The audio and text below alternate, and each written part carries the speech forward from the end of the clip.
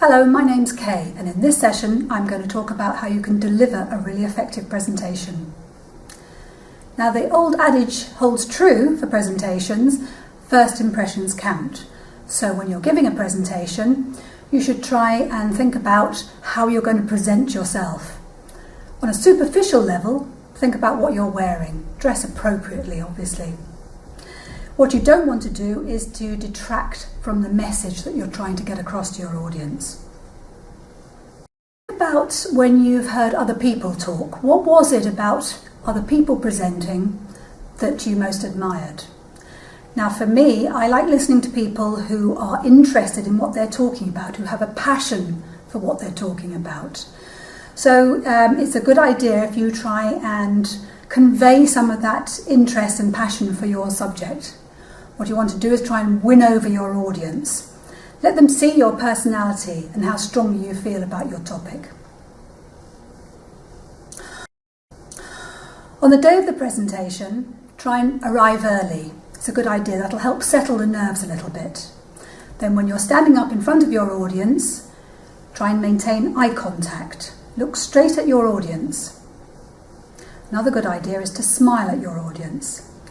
If you smile at somebody, I guarantee they'll smile straight back at you, and that'll help to put you at your ease. Smiling is contagious. Also, as you're just about to start your presentation, check the time. As I've mentioned before, you need to keep to time exactly. Don't overrun, don't underrun.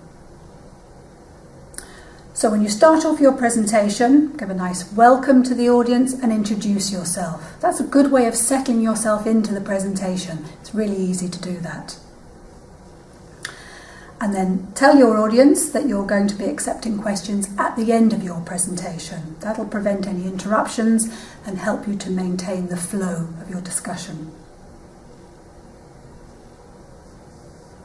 What I want to consider next is body language and how you use that in your presentation. You have to remember that people are going to be seeing you as well as hearing you. So stand up straight and look confident. If you look confident, you're going to feel more confident, and that'll help to get rid of those nerves. Quite often when you're presenting, you'll find there's a table in front of you, or a lectern, even worse.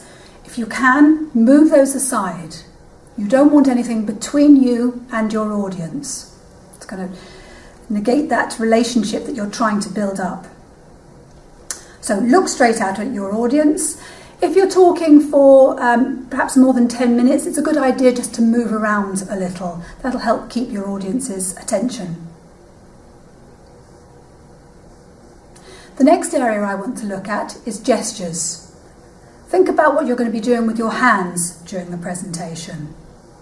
And think about the message you're sending out to your audience. If you're talking to your audience like this, you might be saying something that you hadn't intended to. Similarly, if you stand there with your hands on your hips, you're going to look a little bit pompous. So gesturing is quite useful if you want to emphasize points, but you have to think about the resting place. So once you've gestured, think about the resting place, which is normally with your hands just lightly together, just in front of your body.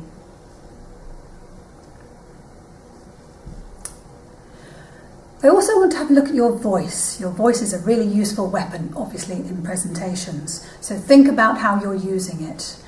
Your voice, just like body language, is a great way to come across as more confident than perhaps you're actually feeling. So in presentations, you want perhaps to speak a little bit louder than you would do in normal conversation, although it's a good idea to vary how loud or how quietly you're speaking through the presentation, just to keep more attention.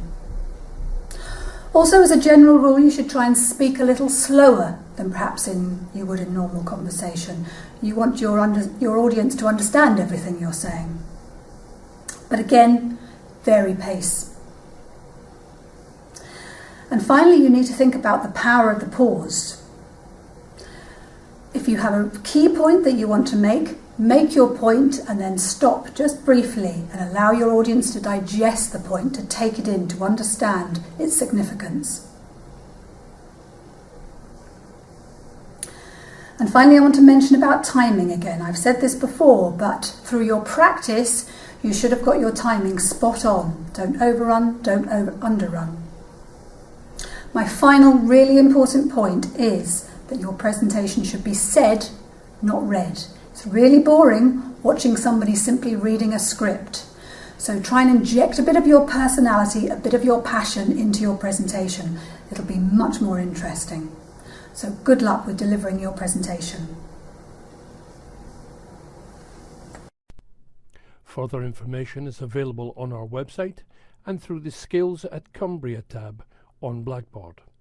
Alternatively, you can email any of these addresses.